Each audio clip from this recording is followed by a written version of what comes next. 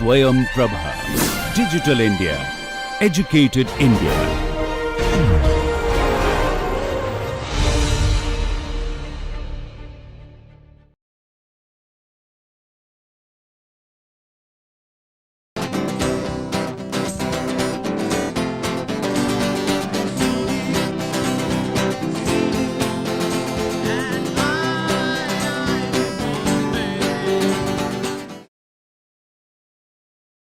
So, welcome to the 11th lecture of Cryogenic Engineering under the NPTEL program. Just to take an overview of the earlier lecture, we talked about ideal thermodynamic cycle for gas liquefaction in the earlier lecture, and we found that the implementation of ideal thermodynamic cycle for gas liquefaction is impractical, and hence modified cycles are proposed. The impracticality came due to the fact that the pressures required to liquefy all the gas that is compressed are very high, and therefore, these pressures cannot be obtained using conventional compressors which are available, and therefore, these cycles cannot be realized in practice. However, these cycles form a very good basis of comparison for other cycles, which is what the next conclusion was. An ideal cycle is used as a benchmark, and in effect, different ratios and functions are defined to compare the various liquefaction cycles. So, if I am having any other cycle for liquefaction, the results obtained from this cycle or the liquefaction obtained from this cycle can be compared with the liquefaction that could be obtained from an ideal cycle. It becomes a basis for comparison for various cycles, and therefore, the performance of various cycles can be obtained. The performance parameters can be obtained when we compare those parameters with the ideal thermodynamic cycle. Then we talked about Linde-Hampson cycle, and it consists of a compressor, heat exchanger and a Joule-Thomson expansion device.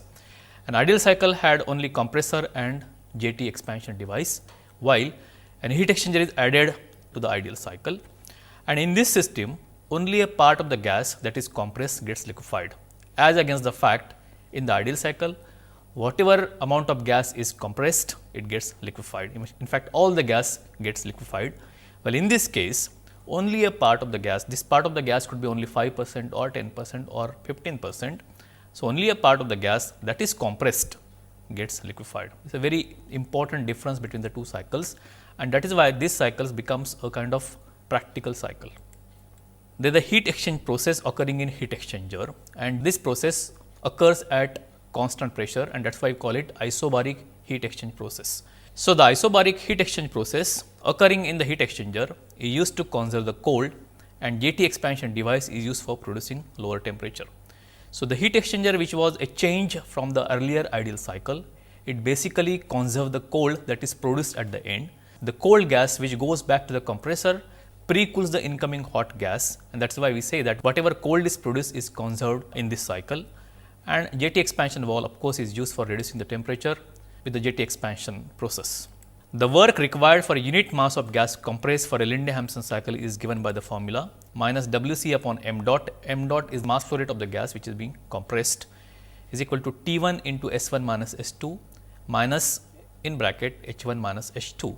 The 1 and 2 basically denote the state of the points before compression and after compression, and this process of compression is carried out isothermally at a temperature T1. So, this is the work required for unit mass of gas which is compressed, which is m dot. Now, we found that the yield Y, the yield is nothing but ratio of the gas which is liquefied divided by a gas which is compressed, that is m dot F upon m dot. The yield Y is maximum when the state 2 after the compression lies on the inversion curve at the temperature of the compression process. This particular part has been discussed in detail in the last lecture, and we found that the yield Y is maximum when the state 2 lies on the inversion curve at the temperature of the compression process. For a Linde-Hampson cycle, following hold true. As the compression pressure increases, the liquid yield Y increases for a given compression temperature. So, we had seen that as the pressure increases, as the pressure P2, the gas which is compressed from state 1 to state 2, if you compress instead of 100 bar to 200 bar, that means the pressure ratio is going to be very high, the compression work also is going to be very high. But when you compress at a very higher pressure, the liquid yield Y increases for a compression temperature. So, compression temperature could be kept constant at 300 Kelvin, which is room temperature, and if we increase the pressure at the end of the compression, y increases. Similarly, as the compression temperature decreases, so instead of carrying the compression process at 300 Kelvin, if I carry out the process at 200 Kelvin, then the liquid yield y increases for a given compression pressure, and both these conclusions we had seen last time using some problems or tutorials in the last lecture. So, if you understand this now, we will go to the outline at today's lecture. So, today's lecture is a continuation of the earlier lecture, which is gas liquefaction and refrigeration system, and what we are going to learn today is the basics of heat exchangers. As you know, in Linde-Hampson cycle, the heat exchanger is the only addition to the ideal thermodynamic cycle, and therefore, heat exchanger plays a very crucial role in determining the output from this cycle.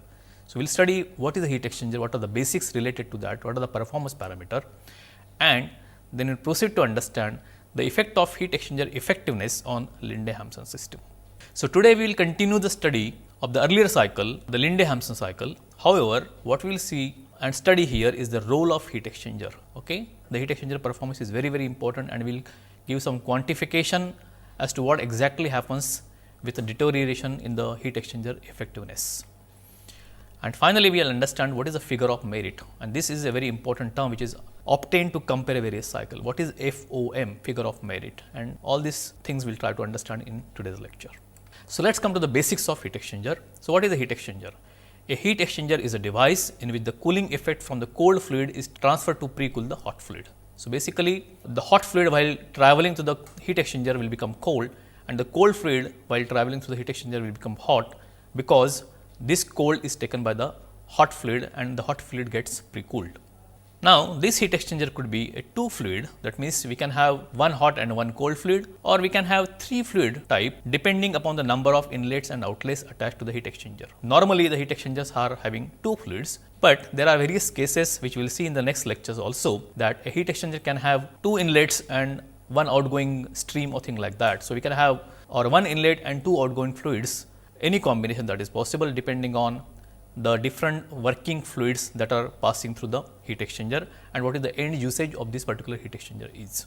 The process of heat exchanger occurs at a constant pressure, and hence it is an isobaric process. This is an assumption. In fact, there will be some pressure drop across the length of the heat exchanger, but in an ideal heat exchange process, we can assume that the pressure remains constant, and therefore, we can assume that the process is isobaric.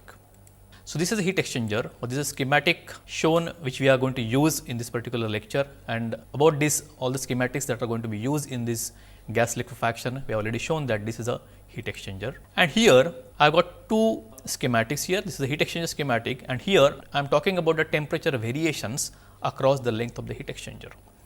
What you can see that the fluid A, which is a hot fluid in hot and fluid A out cold.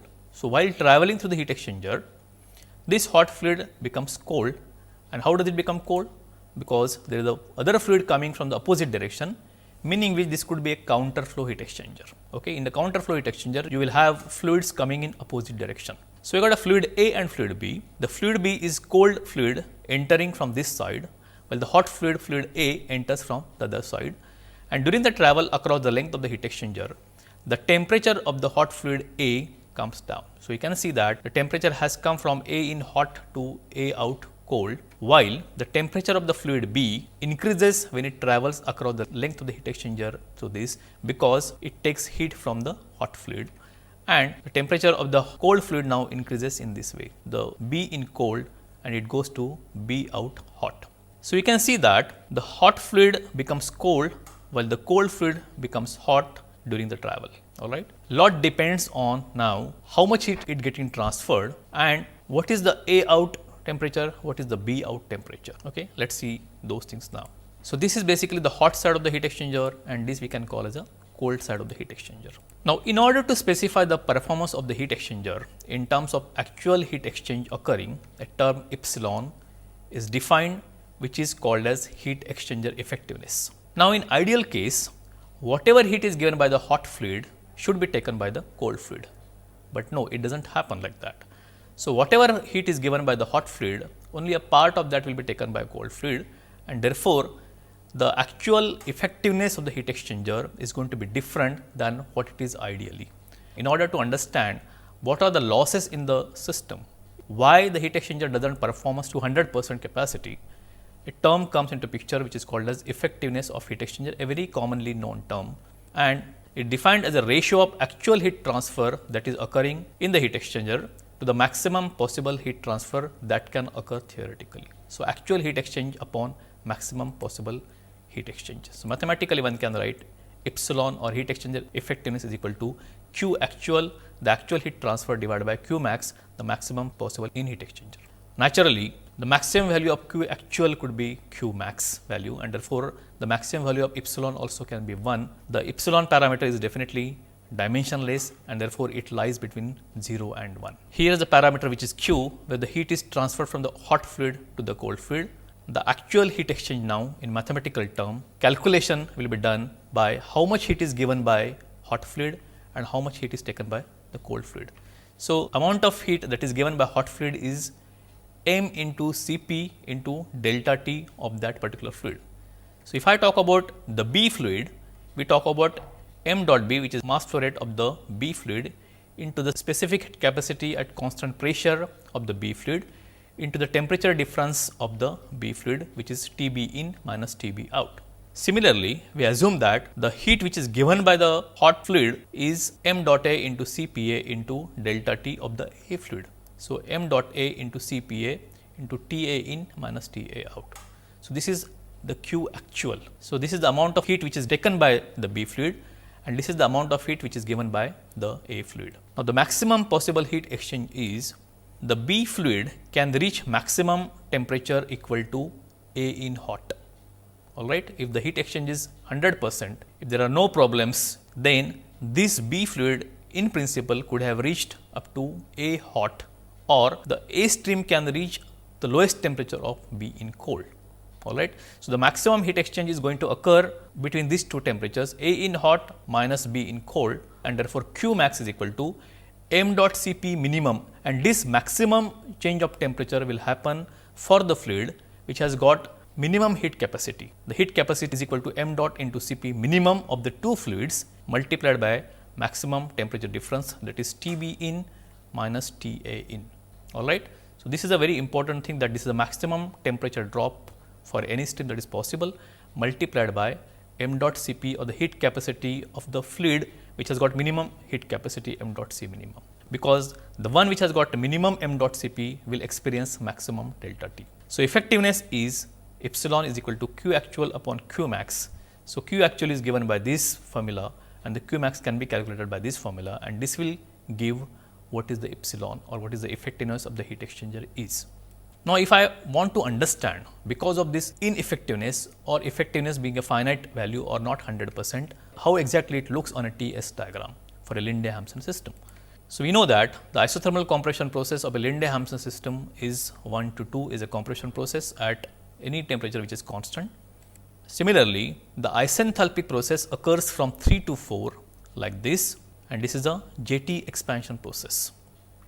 So, the gas gets expanded by Joule-Thomson effect from 3 to 4, where this length 4 to G represents the amount of liquid that is generated because of this expansion, while the length F to 4 or 4 to F denotes the amount of gas which is going back.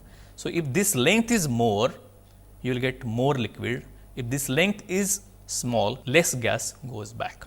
So, the gas and the liquid sets are given by G and F. The gas goes back from this, and the liquid is collected at point F. Now, if the heat exchanger effectiveness or epsilon is assumed to be 100%, the isobaric heat exchange would be from 2 to 3 process. The hot fluid is getting pre-cooled from 2 to 3, and after that it is getting subjected to JT expansion. Similarly, the low pressure sides or the cold fluid experiences G to 1 process. The temperature will increase from point G to point 1, because of which the temperatures of the hot fluid will decrease from 2 to 3. And this cycle exists when the epsilon is 100%. Now, in actual case, the heat exchange is not a perfect process, and hence the processes are from 2 to 3 dash. Instead of having heat exchanger process from 2 to 3, we will have it from 2 to 3 dash. It will not come up to 3 point for a hot fluid. Similarly, for the cold fluid or the low pressure fluid, instead of reaching from temperature at point G up to 1, it will go up to only 1 dash. So, it will not go up to 1, but it will go up to 1 dash. This is what is happening because of the heat exchanger effectiveness term. Now, the gas is leaving the heat exchanger on the low pressure side at 1 dash and it enters the compressor at temperature 1 dash. So, naturally, the compressor have to do a process of compression from 1 dash to 2. So, the compression occurs from 1 dash to 2. A compressor has to do additional work for bringing its temperature to 1 dash to 1 first and then isothermally compress the gas from 1 to 2. So, in essence what you can understand is that the compressor has to do more work equal to the length from 1 to 1 dash, all right.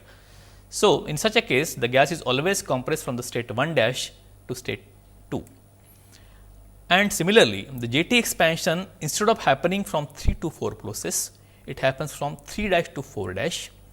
And as I said that this length from 4 dash to G denotes the amount of liquid or amount of liquefaction that is occurring in this cycle. We can see from here that this length got reduced from 4 to G to 4 dash to G. It means that the liquefaction has reduced because of the ineffectiveness of the heat exchanger. So, the JT expansion is occurring from 3 dash to 4 dash as shown in the figure. It is clear that the actual heat exchange is from G to 1 dash, all right, whereas the maximum possible heat exchange is from G to 1. In principle, one should have come from G to 1 because the temperature of the point 2 could have attained on this pressure line, but no, the fluid could not reach up to 1, it has reached up to 1 dash. On the other pressure line, on the high pressure line, the actual heat exchange process is from 2 to 3 dash, whereas the maximum possible heat exchange should have been from 2 to 3. So, maximum possible heat exchange should have been from 2 to 3 while it has reached up to 3 dash. In an ideal system, change in enthalpy on these two isobaric lines is equal. Therefore, the effectiveness is given by epsilon is equal to actual heat transfer, that is H1 dash minus Hg, the enthalpy at these 2 points, which is the actual heat transfer, divided by maximum possible heat transfer, which is H1 minus Hg. So, maximum enthalpy difference that could have obtained if the heat exchanger effectiveness is 100% is H1 minus Hg. However, the actual enthalpy difference that occurred is basically H1 dash minus Hg. So, effectiveness could be written as H1 dash minus Hg upon H1 minus Hg. This is on the low pressure side. If I am to give the same definition on this side, then the epsilon in this case is equal to H3 dash minus H2, actual enthalpy difference, divided by H3 minus H2, which is the maximum possible heat transfer that is possible for the high pressure line. So, both these terms will indicate the heat exchanger effectiveness for a given heat exchanger. Now, if I want to understand all these points here on this cycle, the gas enters the heat exchanger at point 2, which is this, and instead of coming at 3, it comes at 3 dash, and instead of expanding from 3 to 4, it expands from 3 dash to 4 dash across the JT expansion valve. So, this is a very important to understand. The gas does enter the heat exchanger at point G, but instead of coming at point 1, it is coming out at 1 dash, all right. So, this is what is shown over here. Now, if I were to do the heat balance in this cycle, as we have done earlier, I will consider this control volume. So, consider a control volume for this system as shown in the figure. The quantities entering and leaving this control volume are as given below. So, what is entering this control volume is the mass flow rate m dot at point 2, and what is leaving the system are m dot minus m dot f at 1 dash, and at the same time what is leaving is m dot f, that is liquid here, which is m dot f at point f. And if I have the first law of energy balance across this control volume, I can write that whatever enters is equal to whatever leaving the system or whatever leaving the control volume. So, whatever is entering is m dot h2 and whatever is leaving is m dot minus m dot f h1 dash plus m dot f hf. This is what you see from this in out table. If I rearrange this, I can now develop a correlation for y, which is nothing but m dot f upon m dot, which is equal to h1 dash minus h2 upon h1 dash minus hf. So, you can see now in earlier case it was h1 minus h2 divided by h1 minus hf when the effectiveness is 100%, but because the effectiveness is not 100%. We have got H1 replaced by H1 dash, and therefore Y is defined like this now. As seen earlier, the effectiveness is epsilon is equal to H1 dash minus Hg upon H1 minus Hg. This is what we have calculated earlier. We have developed a correlation for this. If I rearrange this, I will get H1 dash. If I want to have an expression in terms of H1 dash, so I can write H1 dash is equal to epsilon into H1 minus Hg plus Hg on this side. And what I am going to do now is replace this H1 dash here by this particular value and rearrange the equation for Y. Yeah, this is what my expression for Y is, and this is what my expression for H1 dash is. So, if I replace H1 dash over here, you can get an expression like this. So, Y is equal to H1 minus H2 minus 1 minus epsilon H1 minus Hg divided by H1 minus Hf minus 1 minus epsilon H1 minus Hg. So, what you can see from here is the earlier expression for Y, which is H1 minus H2 upon H1 minus Hf as numerators and denominators, both the numerators and denominators are getting lessened by the value equivalent to this. So, naturally, as a result of which Y as compared to what it was is going to be less in this case algebraically. So, expression for Y is this, and what you can see is now the second term being negative, it should be minimum to maximize the Y. If I want to have maximum Y, this negative term should be as minimum as possible. And what you can see now from this, all the parameters are constant. Once my 1 and 2 parameters are fixed, state 1 and state 2 pressures are fixed, the only variables in the whole expression is only epsilon, which is the effectiveness of heat exchanger. So, all other parameters being constant for a given cycle, the effectiveness epsilon should be very close to 1. So, everything depends on what is the value of epsilon. If the value of epsilon is equal to 1, you get 1 minus 1 is equal to 0, and the whole expression reduces down to what it was earlier. And therefore, one has to ensure that this epsilon value should be as close to 1 as possible. We will have several tutorials to understand the effect of heat exchanger effectiveness on the liquid yield. So, based on whatever we have learnt till now, these tutorials will help you understand all those theoretical aspects which I just talked about. And therefore, I have planned for almost 4 tutorials. So, kindly go through those tutorials in detail to understand every part of it. And what is most important is to interpret the results. It is just not mathematical, but the understanding should not be only mathematical terms, while what is important is to understand the output of these tutorials, the results of these tutorials, or the conclusions that are drawn from these tutorials. That is the most important thing of these tutorials. Then only you can sort of give some quantitative understanding. You can have some number fill for all these cycles and their results. So, this is the first tutorial, and again read the tutorial problem definition properly.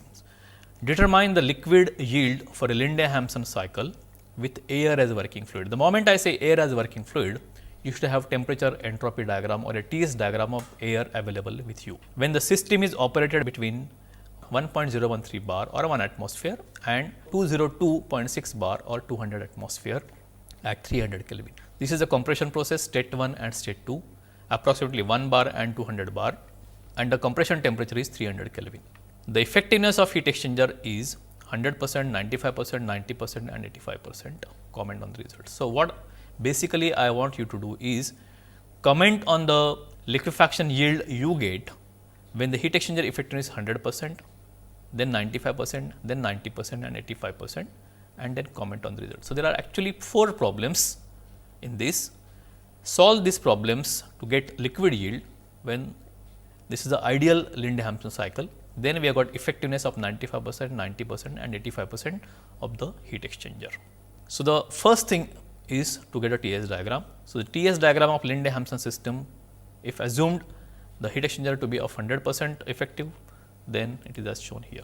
So, this is, as you now know, 1 to 2 is a compression process, 2 to 3 is a heat exchange process, 3 to 4 is a JT expansion process, G to 1 is a heat exchanger process. J to 1 precools 2 to 3, all right.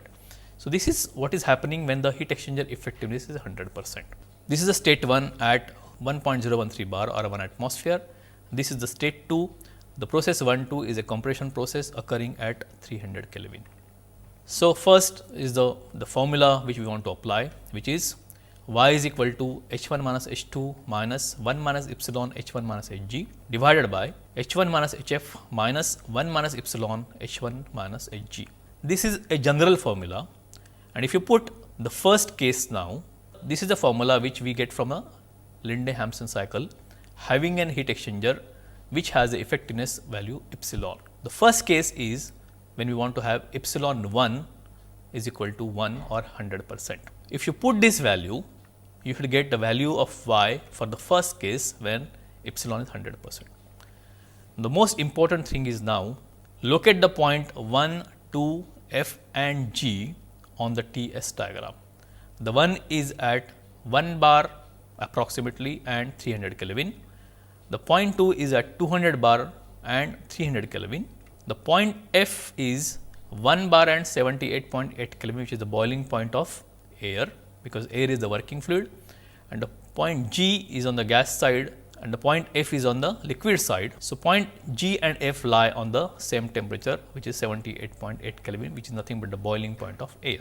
Get the corresponding enthalpy and entropy, and the first step to do any problem is to make this table so that all these values are available to you. Now, with my experience I can tell you, if you make mistake in getting even one value, the whole result will change and you will not be able to get a correct conclusion drawn from this. So, the most important thing is keeping calm, go to the TS chart, locate this point and get correct enthalpy and entropy value.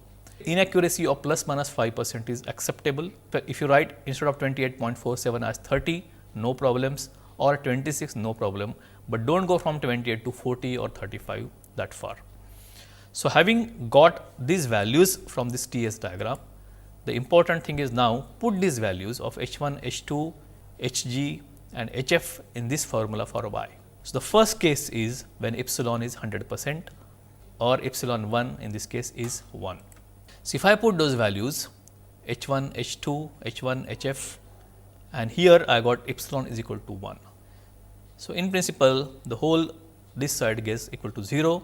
So, 1 minus 1 is equal to 0 on the numerator as well as denominator, and the expression gets reduced to H1 minus H2 upon H1 minus Hf, which is what we know when the heat exchanger effectiveness is 100%. If you put these values, y1 you get is equal to 0.085. All right. So, first case for the epsilon 1 is equal to 1, you get y1 is equal to 0.085. Now, let us go to the second case when epsilon 2 is equal to 0.95 or 95% is the effectiveness of the heat exchanger. Again go to the same table, the values will remain the same. Here put the values, correctly calculate these values, and now here you get y2 is equal to 0.060. So, if you compare with earlier values, you can suddenly find that the value of y2 is less than what you got in the earlier case, as soon as you came down on the effectiveness from 100% to 95%. Now, let us go to the third case where the epsilon 3 value is 90%. That means, the heat exchanger effectiveness in this case is now 90%. Apply the same formula again, get the same values again for 1, 2, f and g, put the values for y3.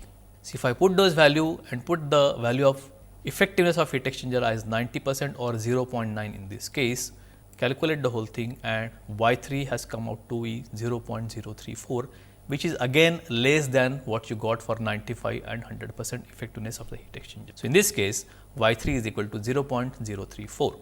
The fourth case now we are going is for epsilon 4 is equal to 0.85, 0.85 or 85% effectiveness of the heat exchanger.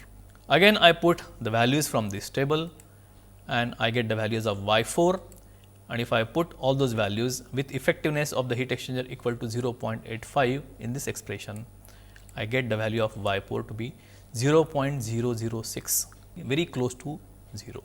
So, here we have got 4 cases and we went on reducing the heat exchanger effectiveness from 100% to 85%.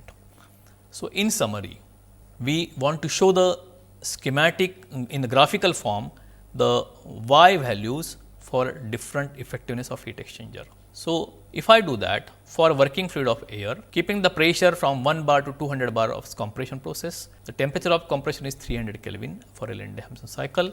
The point 1 is effectiveness of 1, the y value is 0.85, which I plot over here. So, point 1 for 1 what you get is 0.085, point 2 for 95% effectiveness of heat exchanger, what is you get is 0.06, then 0.3 is for 0.9 and what you get is 0.034 as y, and 0.4 is effectiveness of 0.85, what you get is 0.006, which is very close to 0. Plot and connect by line, what you get is this. So, joining these points, we have the trend as shown in the figure, which you see that as the effectiveness of heat exchanger decreases, the value of y decreases. It is clear that as the effectiveness decreases, the yield y decreases drastically. And what you also can see from here is, if the heat exchanger is now less than 85%, the value of the y is almost 0 or there is no yield. What does it mean? It means that if the heat exchanger effectiveness is less than 85%, the JT expansion process will never fall in the dome.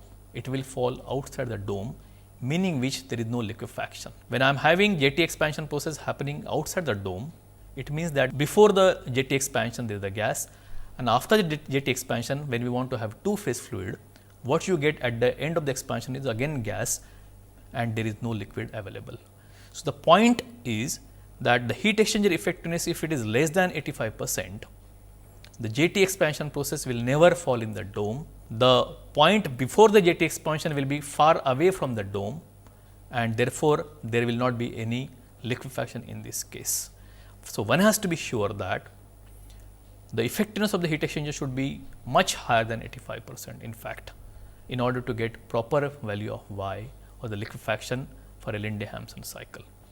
Furthermore, as we can see from this, that the effectiveness should be much more than 85% in order to have liquid yield.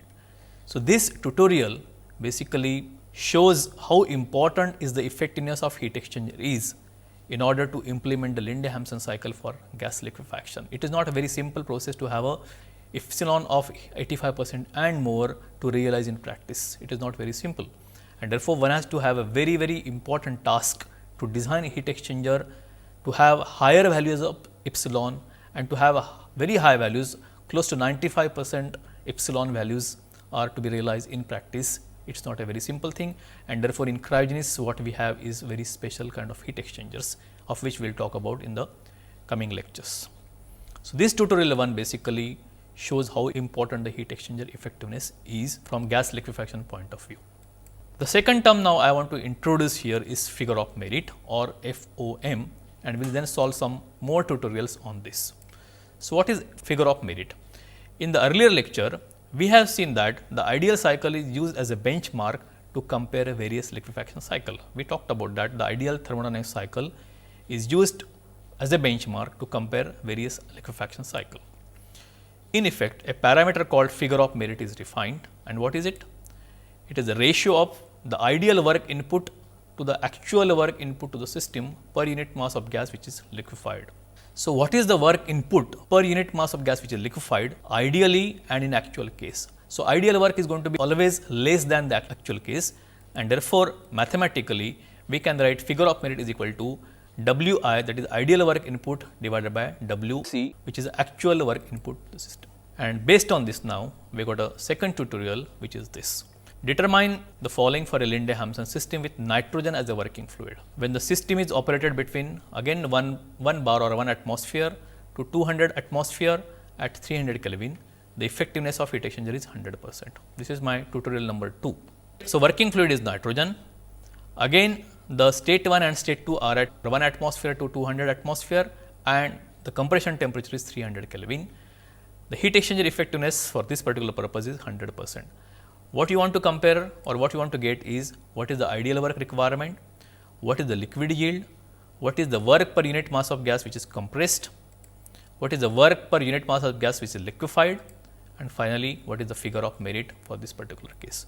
So, 1, 2, 3, 4 and 5 are required to be answered for this particular tutorial using nitrogen as a working fluid. So, as I said, the first thing to be done is to get a TS diagram for nitrogen. Now, when we want to calculate the ideal work requirement, we have got this cycle. In the ideal cycle, we say whatever is compressed gets liquefied, and therefore, your point 1 only determines what the point F is, alright. So, we need to know only the state 1 or the starting point to get the ideal work requirement, and we have done the previous calculation the ideal work requirement is Wi upon m dot is equal to T1 into S1 minus SF minus H1 minus HF. So, now there are 2 points which is 1 and F. So, if I get a value of entropy at 1 and F, and if I get value of enthalpy at 1 and F, I can calculate the ideal work requirement per unit mass of gas which is compressed.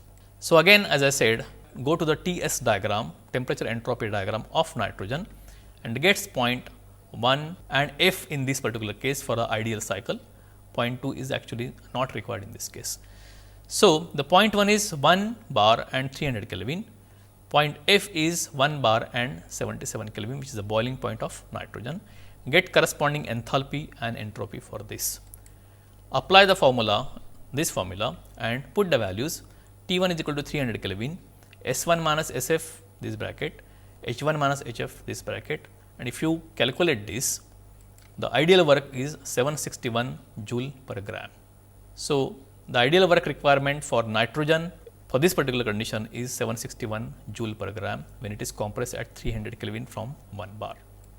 The liquid yield is H1 minus H2 upon H1 minus HF.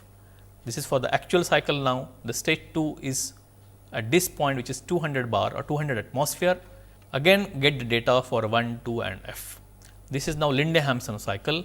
So, get all the values associated with this and calculate the value of Y, which is nothing but m dot F upon m dot, which is the liquid yield. So, putting this value of H1 minus H2 upon H1 minus HF is equal to this, what you get is 0.074. So, liquid yield is Y, which is 0.074 in this case. So, work for unit mass of gas which is compressed is now T1 into S1 minus S2 minus H1 minus H2 here, not S1 minus SF and not H1 minus HF, which was the case for the ideal cycle. So, if I get the state 1 and state 2, and if I put these properties in that particular case, I can calculate the value, and my actual work of compression per unit mass of gas which is compressed is 463 joule per gram. Okay. Now, I want to calculate work per unit mass of gas which is liquefied and not compressed. What we obtained earlier is work per unit mass of gas which is compressed. So, Wc by m dot is 463, which is work per unit mass of gas which is compressed. The Y value is 0.074, and if I want to calculate now work per unit mass of gas which is liquefied, which is Wc upon m dot F, what I am going to do is to divide Wc by m dot by Y, right. If you put the value of Y here, what you get is Wc upon m dot F. So, 463 upon 0.074 gives you 6265.22 joule per gram, all right. So, this is a rather high value as compared to what you got ideally. In ideal case, work per unit mass of gas liquefied is equal to the work per unit mass of gas which is compressed. So, what we had calculated then is also work per unit mass of gas liquefied. What you are getting here also is now work per unit mass of gas which is liquefied in this case. So, if I want to calculate figure of merit or FOM, which is I should get Wc upon m dot F for actual case, and ideal case is Wi upon m dot F, which is 767. So, the figure of merit is the ideal work of compression per unit mass of gas which is liquefied divided by the actual work per unit mass of gas which is liquefied. So, if I put that, I will get 767 upon 6265 and 0.1225. This is my figure of merit in this particular case. All right. So, we have solved all the 4 required things for the tutorial number 2. Now, I go to tutorial number 3, which is the same thing, but now here I am changing the gas from nitrogen to argon. So, determine the following for a Linde-Hampson system with argon as a working fluid when the system is operated from again 1 atmosphere to 200 atmosphere at 300 Kelvin. The effectiveness of heat exchanger is 100%. The tutorial is solved just to show the difference what happens when I go from A gas to B gas. All right. So, it is just a repetition of the earlier tutorial just to get you habituated with how to read a TS diagram for argon, TS diagram for nitrogen, and repeat of the methodologies involved. So, again I will calculate ideal work of requirement, which is Wi upon m dot. Now, I will go for a argon TS chart. The moment I go for argon TS chart, I got different enthalpy and entropy value at point 1, 2 and F. As far as the ideal work is concerned, I do not have to depend on this state 2, I have to go for 1 and F only, while for actual case I will have to go for points 1, 2 and F. So, if I get these values 1 and F and put in this equation, I will get the ideal work requirement as 476 joule per gram for argon. The liquid yield is depending on the state 1 and state 2, H1 minus H2 upon H1 minus HF. Again get the table and I can calculate the value of liquid yield. In this case is 0.1176. So, if I want to calculate the work per unit mass of gas which is compressed, my formula is WC upon m dot is T1 into S1 minus S2 minus H1 minus H2. 1 and 2 are the state point for the compression processes. Again put the value of enthalpy and entropy in this equation, and what you get is now 326 joule per gram. This is the work per unit mass of gas compressed. If I want to calculate the work per unit mass of gas liquefied, I will divide this value by Y, or the liquid yield. So, work per unit mass of gas liquefied is going to come from this value and corresponding Y. So, WC upon m dot F is equal to WC upon m dot divided by Y, and now work per unit mass of gas liquefied comes to be 2772.1. And finally, when I want to calculate the figure of merit, WC upon m dot F is equal to 2772.1, Wi upon m dot F is 476. So, the ideal work input per mass of gas which is liquefied, actual work input per mass of gas which is liquefied, and this divided by this is nothing but figure of merit. So, figure of merit is ideal work input, actual work input per unit of gas which is liquefied. Putting these values over here, the figure of merit comes out to be 0.1717 for argon when compressed from 1 bar to 200 bar at 300 Kelvin. We have just solved the problem for nitrogen and argon, and we found that the figure of merit in this case was around 0.12 and 0.17. Corresponding boiling points are given, corresponding Y values are given, liquid yield are given. What is the work of compression per unit mass of gas which is compressed, what is the work of compression per unit mass of gas which is liquefied, and then finally what you get is the figure of merit. We have also given values for air and oxygen for which we have done calculations, but these two values I am going to give you for assignments at the end of this lecture. So, please solve those assignments and compare your values with the values of figure of merit or Y or these values given in this table, which we will see about in the later part of this lecture. The above table is for Linde-Hampson cycle when the pressures are from 1 bar to 200 bar at 300 Kelvin. The heat exchanger in all these cases is assumed to be 100%. I am now solving a tutorial number 4, which is basically meant to understand again effectiveness of heat exchangers on all these parameters.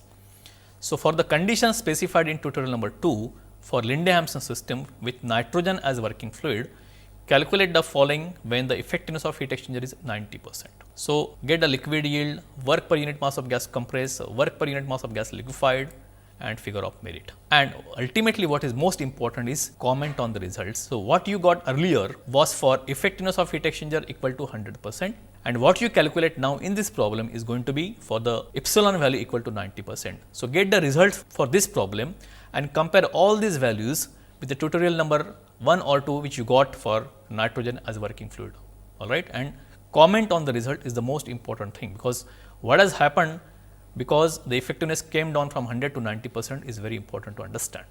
So, the process is same, but the formula changes now because epsilon comes into picture. So, this is the formula I am going to use now in this case. So, epsilon is equal to 90% and this is the table now 1, 2, F and G. What you get is Y is equal to in this case 0.021. So, Y has suddenly decreased now to 0.021. In order to calculate the additional work that is to be done, we have to calculate what is the H1 dash. If you remember from earlier discussion, H1 dash is equal to epsilon H1 minus Hg plus Hg. Putting those values, epsilon value is 90%, H1 dash is equal to 438.8. So, if I want to calculate now the additional work the compressor does, which is equal to H1 minus H1 dash is equal to 23 joule per gram. So, the compressor does this much additional work in 462, which is almost 5% of what it was earlier. So, 5% more work has to be done in order to get the enthalpy from H1 dash to H1 and then compress the gas from H1 to H2 in this case, when the effectiveness of heat exchanger is 90%. So, work per unit mass of gas compressed is the same formula. I will get these values and calculate these, and what you get now is 463 over here. So, if I want to get the total work done is equal to, this is the work done from point 1 to 2, So, 0.122 plus additional work which is going to be done is going to give me actual work or the total work of compression per unit mass of gas which is compressed, which is now 486.2. So, in earlier case it was 463, now it is 486.2. Work per unit mass of gas which is liquefied, it is this divided by Y, which is very small, 0.021. So, I get now Wc upon m dot f is equal to 22,613.95. This is rather high as compared to what it was earlier, and the corresponding figure of merit now here is Wi upon mf dot is equal to 761, Wc upon mm dot is this. If I divide this, the FOM comes to be 0.03. So, you can see, if I want to summarize, what you can see is these are the two columns when the epsilon is 100%, when the epsilon is 90% in this case. So, you can compare the Y values. The Y value for 100% effectiveness was 0.074 and it has come to 0.021. The percentage decrease has been 71%. If I see the compressor work per mass of gas which is compressed, it has increased from 463 to 486 and therefore percentage change is minus 5%. If I see the compression work done per unit mass of gas which is liquefied, it has been rather high, 6265, it has increased to 22,614. That means there is an increase of 261%. This is happening because Y value had decreased drastically by 71%. And finally, the figure of merit has decreased by almost 72%. So, this example shows that as soon as you reduce down from 100% to 90%, there are so many drastic changes are happening in the yield value as well as figure of merit, and therefore, one has to be very careful in the effectiveness calculation and heat exchanger design. These are very, very important design aspects of any liquefaction system. So, this example highlights the importance of epsilon value for any cycle in cryogenic liquefaction of gases. All right. So, above it gives the significance of heat exchanger effectiveness for a Linde-Hampson system. And we have got assignment here based on what we have done with air as a working fluid, calculate this. We have done for nitrogen and argon, calculate all these things. Please do it for air and oxygen, and also repeat the same problem when the effectiveness is 90% and compare and comment on the results. Please do these 3 assignments. This will really give you a feel for the values for these 2 particular gases. Finally, to summarize what we have learned today, a heat exchanger is a device in which the cold is transferred from cold fluid to hot fluid. Everybody knows this. The effectiveness epsilon is defined as ratio of actual heat transfer that is occurring to the maximum possible heat transfer that can occur theoretically in a heat exchanger. It is a dimensionless number between 0 to 1. In a Linde-Hampson cycle, the heat exchanger effectiveness is epsilon is equal to H1 dash upon Hg divided by H1 minus Hg, or on a high pressure side which is H3 dash minus H2 divided by H3 minus H2. The liquid yield Y of a Linde-Hampson cycle is given by this expression where epsilon plays a very important role, as we have just found. As the effectiveness decreases, the yield Y decreases drastically. Furthermore, the effectiveness should be more than 85% in order to have liquid yield in Linde-Hampson cycle. Thank you very much.